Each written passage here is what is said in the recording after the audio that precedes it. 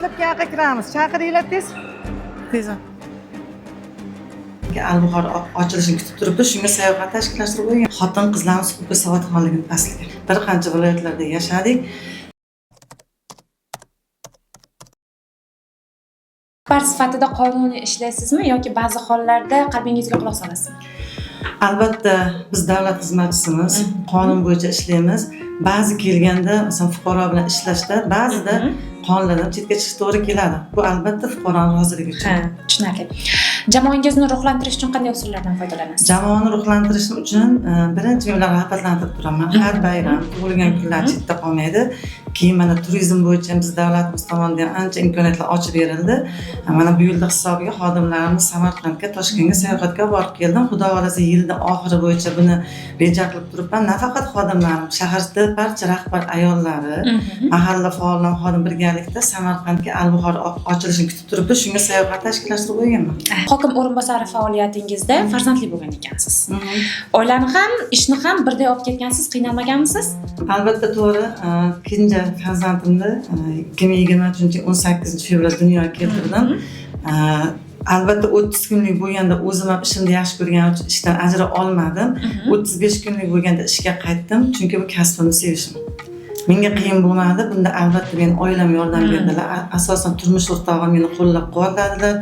O'sha men ishda ham oilani bir teng olib borishim uchun meni oldimda teppa-teng men turmush o'rtog'im turdilar. Tushunarli. Sizningcha ayollarga xos bo'lgan eng kuchli yetakchilik sifati nimada deb o'ylaysiz? Eng kuchli ayollarda boshqara olish. O'zini boshqara olish, boshqalar boshqara olish, keyin bizni har bir ayolda tinglay olish qobiliyati kuchli bo'lsa, qolgani muammo bo'lmaydi. Ish yoki oilani tanlashga to'g'ri kelib qolganda qaysi birini tanlagan bo'lardingiz? Oilani tanlagan bo'lardim. Albatta oila. Chunki oilamni ham shu darajaga yetkazirish uchun biz er-xotin ikkalamiz musofir yurtda davlat uchun xizmat qilib, oilani 4 nafar farzandni katta qilib, endi kamolini ko'rish payti keldi. Xudo xolasa yaxshi kunlar oilamiz ham oldinda. Xudo xolasa. Sirdaryo viloyatida hozir musofirman deyapsiz. Xo'jayiningiz bilan asli yashash joyingiz qaysi viloyat? Asli Farg'ona viloyati O'zbekiston tumanida tavallud topganman. Furqat tumaniga Farg'ona viloyatiga turmushga chiqqanman. Xo'jayinim harbiy xizmatchi bo'lganligi sababli bir qancha viloyatlarda yashadik. Eng so'nggi viloyatimiz shu Sirdaryo viloyati bo'ldi. Shu yerdan xo'jayinim nafaqaga chiqdilar. Sirdaryoda menga yashash sharoitlari xalqqa yoqqan uchun hali xizmatimni davom ettiryapman. Meni ikkinchi ona shahrim bo'lib qolgan. Ha, tushunarli. Deylik, nohaqlikka uchrasangiz. Qo'l siltab ketasizmi yoki oxirigacha kurashasizmi?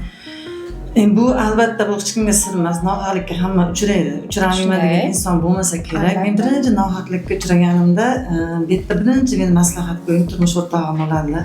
Ishdan boramanda o'sha choy ichgandan turmush o'rtog'imga shu aytaman, chunki men turmush o'rtog'imni ko'pchilikni ko'rgan, jamoa bilan ishlagan, har xil viloyatda turli odamlar bilan ishlaganlarda o'sha turmush o'rtog'imdan maslahat olamanda nohaqlikka nohaq yaxshilik bilan javob qaytaraman. Meni shunday tarbiyaladilar.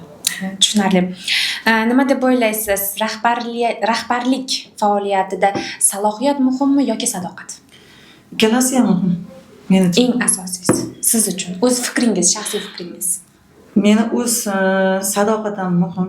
Chunki men salohiyatingiz bo'lgani bilan o'sha ishga o'zingizni sadoqat bilan bag'ishlay olmasangiz, ayniqsa bizning yo'nalishimizda sadoqat bo'lmasa, ishlaringizni ko'rsatib bera olmaysiz, natijaga erisha olmaysiz. Tushunarli.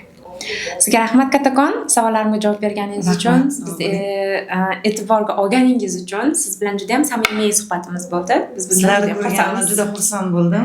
Rahmat. Sizlarni haqiqatda saytlarda ko'rardim, kuzatib borardim. Bugun xonamda ko'rib turganimdan boshim osmonga yetdi. Rahmat. Sog' bo'ling. Kattakon.